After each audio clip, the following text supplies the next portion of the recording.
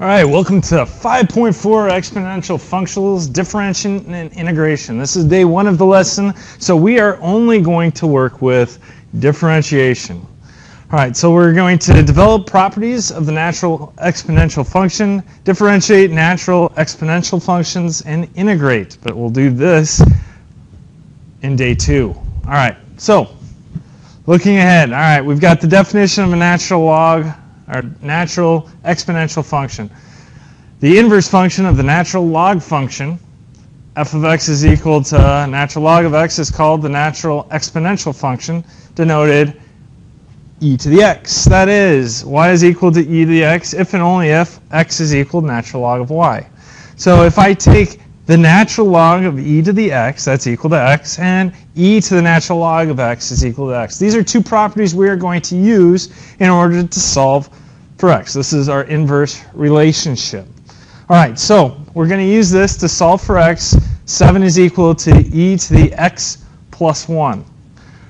To get rid of that e, to bring that x plus 1 down, we're going to take the natural log of both sides. So I take the natural log of 7 is equal to the natural log of e to the x plus 1. Natural log of e to the x plus 1 is just going to be x plus 1. Now I can solve for x by taking the natural log of 7 minus 1 equal to x. And this is my solution. All right, I would ask for questions, but right now I'm not here, so all I can say is, Brent, wake up. Awesome, thank you. All right, next. Natural log of 2x minus 3 is equal to 5. All right, we have to get rid of that natural log, so I'm going to take each side, or e, and raise it to each side's power. So I've got this and this. All right.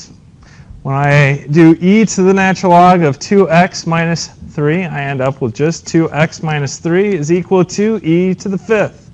I'm going to add 3 to both sides to get 2x is equal to e to the fifth plus 3. Divide by 2, and x is equal to e to the fifth plus 3 over 2. And this is my solution.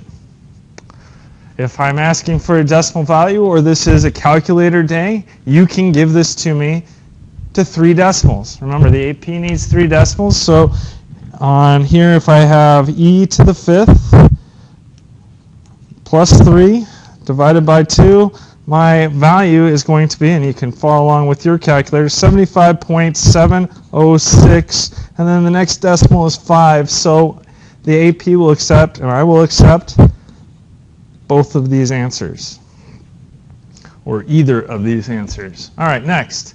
Operations. If I have e to the a times e to the b, that can be denoted as e to the a plus b, or e to the a divided by e to the b, that's equal to e to the a minus b.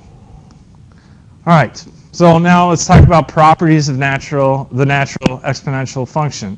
The domain of e to the x is all real numbers. It continues this way, and it goes up. So any value you put in for x will work. The range, however, is from 0 to infinity. It never goes below the x-axis. E to the x will never go below the x-axis. Now I have the graph, and if you'd like to replicate this graph on your calculator, I've got the window right here. I'm going from the minimum, I have -5. The cursor is blocking. Max is 3. Scalar is 1. That's these little dots on the bottom. The minimum for y is -1. It never goes below, but I wanted to show that, so I went down -1, went up to 15, and then the scalar of y is 1. So each little hash mark on the y-axis is 1, and under y1 I have e to the x. And so that gives me this plot. So the domain is all real numbers. Next, the function is continuous, meaning any value you plug in, as you take the limit on either side, you will you'll hit the same value. So it is continuous along all values of x. We have no discontinuities. The graph is concave upward on its entire domain. Well, the f prime of x is equal to e to the x, which is continuous, and f double prime of x is equal to e to the x. No matter what value you plug in for x here, it's going to be positive, which means it's concave up. 1-to-1, I didn't mention this. 1-to-1 means it passes the horizontal line test. So there's only one value of y for every value of x, and only one value of x for every value of y. That means it's 1-to-1. Next one, the limit as x approaches negative infinity. As we approach negative infinity, we're going along the x-axis, it is approaching 0. It's getting closer and closer to 0. As we go to infinity, it diverges, it goes up without bound. It's going to infinity. So those are the properties we need to work with on the natural exponential function. The derivative. Well, this is something that is very important. We've got the derivative of e to the x is equal to e to the x. And I use that right here.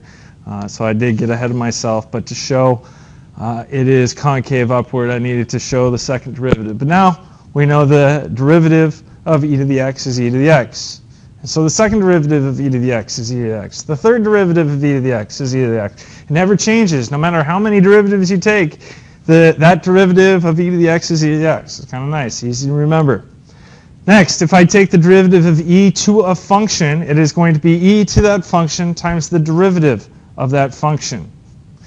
And this is the property we're going to use most frequently. All right? So, my example, I'm going to take the derivative of e to 2x minus 1. So my u is going to equal 2x minus 1. My u prime is equal to 2. So now I have d dx of e to the u. Well, derivative of e to the u is e to the u times u prime.